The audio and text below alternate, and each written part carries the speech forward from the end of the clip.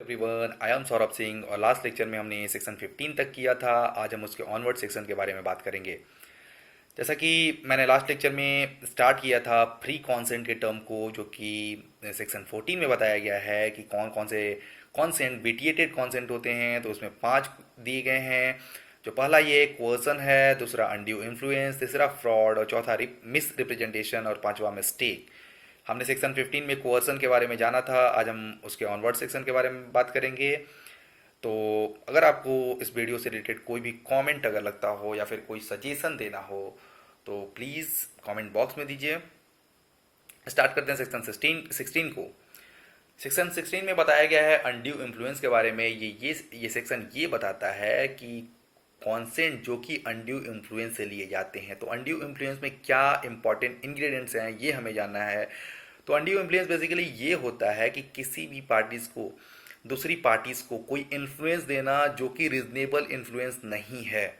That means undue influence के section में किसी भी कॉन्सेंट को लाने के लिए ये इम्पॉर्टेंट है कि दोनों पार्टीज के बीच ऐसा रिलेशन हो जो कि फर्स्ट वन या तो फिड्यूसरी रिलेशनशिप हो, दैट मीन्स दोनों के बीच कोई बिलीफ सिस्टम हो या फिर ट्रस्ट हो।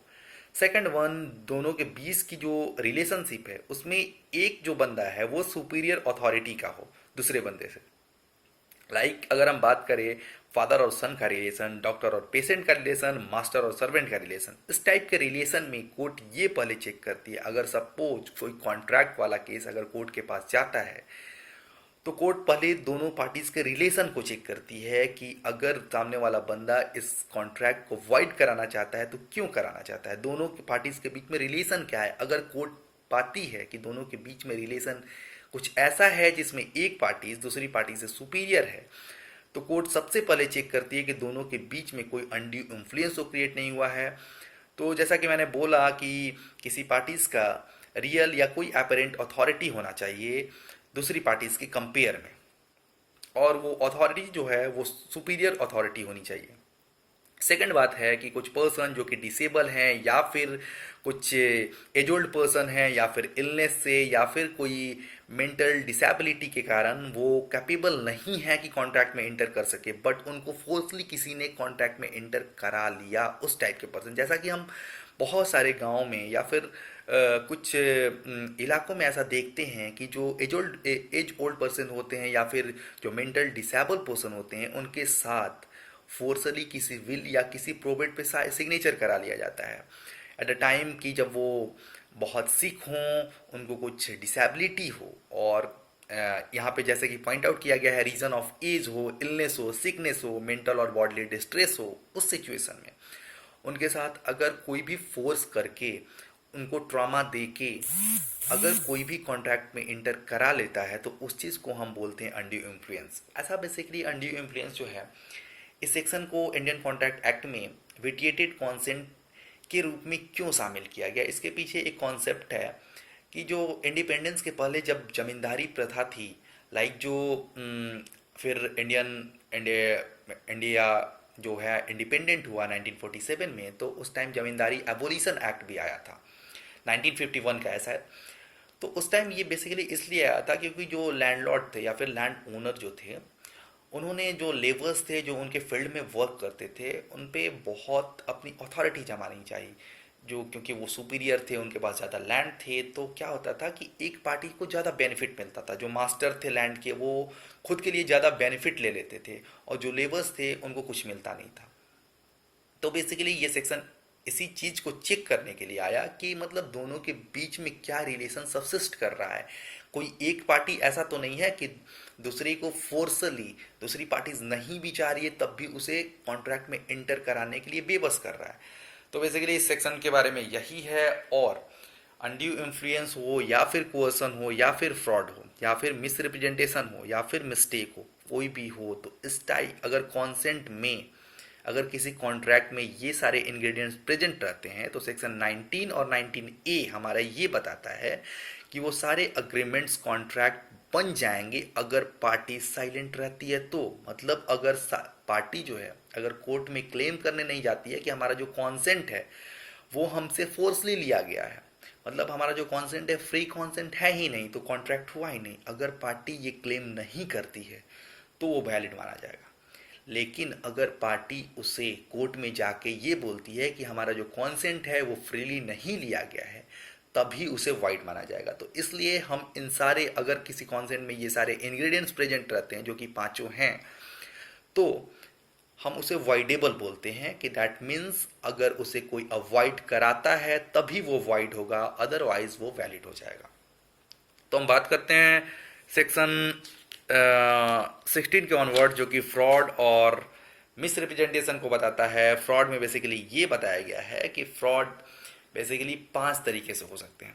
पांचों में जो इम्पोर्टेंट इसका इंग्रेडिएंट्स है उसे मैं बता देता हूँ। ये फर्स्ट वन है कि the suggestion as a fact of that which is not true by by one who does not believe it to be true. इसका मतलब ये हुआ कि सामने वाला जो बंदा है वो कोई ऐसा सजेशन देता है जो कि वो जानता है कि ट्रू नहीं है, फिर भी वो डिसीव करने के लिए, उसका जो इंटेंशन होता है डिसीव करना होता है, इसलिए वो कोई फैक्ट या कोई भी चीज़ वो सजेस्ट करता है।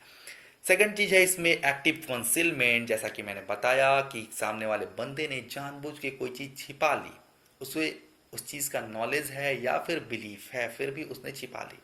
फॉर एग्जाम्पल, अगर मैं किसी होटल में कोई रूम लेने गया और मैंने होटल मैनेजर से पूछा कि इस सर्टेन डेट को कोई रूम खाली है, वो इस बात को जानता था कि उस दिन हमारा जो होटल है बंद रहेगा, फिर भी उसने बोला कि हाँ खाली है। उसका ये इंटेंशन था कि मैं उसे कुछ जो पैसे होते हैं जो कि एडवांस मनी दिए जाते हैं वो मैं उसे दे दूँ। उसने मेरे से पैसे ले लिए और हम दोनों कॉन्ट्रैक्ट में एंटर कर गए, लेकिन जिस दिन वो डेट आया उस दिन होटल बंद था और उसने बोला कि कुछ सिचुएशंस के कारण मेरा होटल बंद हो गया है। तो ये जो उसका जो होटल मैनेजर का ये एक्ट, किसी भी फैक्ट को कंसील करने का जो एक्ट है, ये फ्रॉड की कैटेगरी में आता है। तीसरी बात करते हैं promise made without any intention of performing it. इसी एग्जाम्पल से हम इसे भी समझ लेते हैं कि एक ऐसा प्रॉमिस जिसमें इंटेंशन हो कि मुझे परफॉर्म करना ही ना हो। जैसे फॉर एग्जाम्पल, अगर मान लो कि मैंने अगर अपने फ्रेंड से बोला कि मैं अपनी गाड़ी तुम्हें 1 लाख में दे दूंगा, और ये सच है कि मेरे पास गाड़ी है ही नहीं, बट मैंने उससे ये बात नहीं बताई, मैंने बोला कि यार मेरे को एक कार सेल करनी है, मैं तुम्हें इतने में दूंगा। उस फ्रेंड ने मुझे कुछ पैसे दे भी दिए जो कि एडवांस मनी होती है, उस फ्रेंड ने दे दिए। फिर मैंने ऐसा प्रॉमिस इसलिए किया क्योंकि मेरा जो इंटेंशन था कुछ ऐसा था कि मैं इसे परफॉर्म करने वाला हूँ ही नहीं। मुझे ये पता था कि मेरे पास कार तो है नहीं, तो मैं इस प्रॉमिस को परफॉर्म करने वाला हूँ नहीं। चौथी बात ये है कि कोई भी ऐसा एक्ट जो कि डिसीव करने के लिए हो, जो कि डिसेप्शन के लिए बना हो, उसे हम फ्रॉड बोलेंगे। और पांचवी बात ये है कि कोई भी एक्ट और ओमिशन जिसे लॉ ने खुद ही फ्रॉडुलेंट बताया है। तो ये फ्रॉड में 5 इंग्रेडिएंट्स हैं। मिस रिप्रेजेंटेशन के बारे में सेक्शन 18 बताता है। ये सेक्शन ये बताता है कि कोई भी असर्शन, कोई भी पॉजिटिव असर्शन जिसके बारे में पर्सन को ये नहीं पता है कि ये सच है या फिर झूठ है, लेकिन वो उस चीज़ को मानता है कि ठीक है यार सच है, और किसी को वही चीज़ रिप्रेजेंट करता है। मतलब जो बंदा है उसे पता ही नहीं है कि ये सच सच भी है या झूठ है, लेकिन वो मान लेता है कि ये सच है और उसी टाइप किसी को रिप्रेजेंट करता है, तो इसे बोलते हैं मिस रिप्रेजेंटेशन। सपोज मैं हूँ और मेरा एक फ्रेंड है, मैंने अपने एक फ्रेंड से ये बोला कि मैं तुझे एक कार दिला दूंगा जो कि बहुत प्यारी है और बहुत नई है, और वो अबाउट आई थिंक 1000 या 5000 किलोमीटर ही चली है। जबकि मेरे को कुछ भी कार के बारे में पता नहीं था, मुझे बस ऐसा लगता था यार हाँ कार है, वो नई दिखती है तो बहुत कम किलोमीटर चली होंगी, उसमें कोई डिफेक्ट नहीं होगा, और मैंने उसे रिप्रेजेंट कर दिया। मेरा एक्चुअली यहाँ पे इंटेंशन डिसीव करना नहीं था सामने वाली पार्टी को, मैंने वही बताया जो मुझे लगता था कि हाँ ऐसा होगा, बट मैं अभी कंफर्म नहीं था कि ये सच है या झूठ है। तो इस चीज़ को हम मिस रिप्रेजेंटेशन बोलेंगे। तो इसके आगे के सेक्शन में यही बताया गया है। क्लॉज सेकेंड, अगर क्लॉज और थर्ड क्लॉज की बात करें तो उसमें भी यही बताया गया है। इसमें पार्टी जो है सामने वाले बंदे को ऐसा रिप्रेजेंट करती है, ऐसा कुछ बताती है जिसमें कि उससे भी यही बिलीव होता है, और पार्टी जो भी बता रही है वो इनोसेंटली बताती है। ऐसा नहीं है कि उसका जो इंटेंशन होता है डिसीव करना होता है। तो यही डिफरेंस बिटवीन है फ्रॉड और मिस रिप्रेजेंटेशन के केस में। इसके आगे के सेक्शन में अगर 19 और 19A की बात करें तो वो ये बोलता है कि अगर ये सारे इंग्रेडिएंट्स प्रेजेंट होंगे, जो जैसा कि मैंने पांचों इंग्रेडिएंट्स आपको बताया, तो वो कॉन्ट्रैक्ट वाइडेबल होगी। मतलब उसे या तो अगर पार्टी साइलेंट रहती है तो वैलिड हो जाएगा, अदरवाइज पार्टी क्लेम करती है और कोर्ट को लगता है तो कोर्ट उसे वाइड करा देगी। अनड्यू इन्फ्लुएंस में एक चीज़ मैंने छोड़ दिया इसमें, बेसिकली इस सेक्शन में अगर हम बात करें तो यहाँ पे ये दिया गया है सेक्शन, या सेक्शन 16 में, एक मिनट वेट कीजिएगा।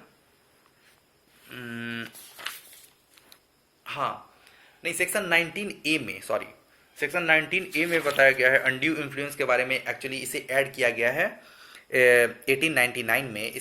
इसमें यहाँ पे पॉइंट आउट मैं करना चाहता हूँ क्योंकि ये इंपॉर्टेंट है। पीछे के सेक्शन को मैंने बता दिया है 19A में क्या बोलना चाहता है, यहाँ पे नहीं मैंने बताया कि इसमें ये लिखा है any such contract may be set aside either absolutely और if the party who was entitled to avoid it has received any benefit thereunder upon such terms and condition as the court may seem just।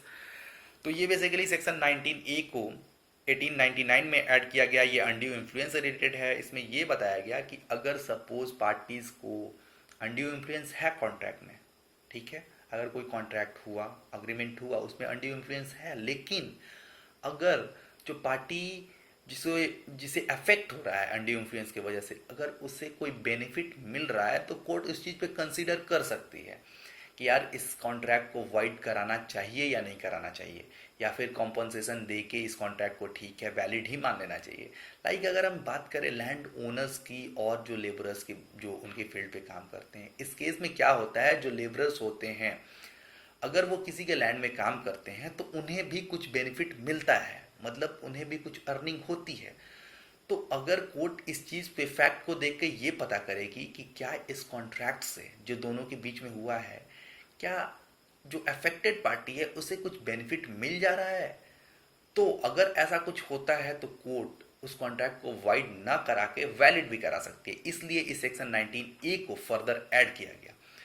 तो आज इस video में इतना ही। आगे के section के बारे में हम नेक्स्ट वीडियो में बात करेंगे क्योंकि वीडियो की लेंथ काफ़ी लंबी हो गई। सो अगर आपको ये वीडियो अच्छा लगा तो प्लीज़ कमेंट कीजिएगा और कमेंट सेक्शन में मुझे बताइए अगर कोई सजेशन है तो। और हम जल्दी से जल्दी कॉन्ट्रैक्ट एक्ट के पार्ट 1 को सेक्शन 75 तक एंड करेंगे। Thank you so much. Bye bye.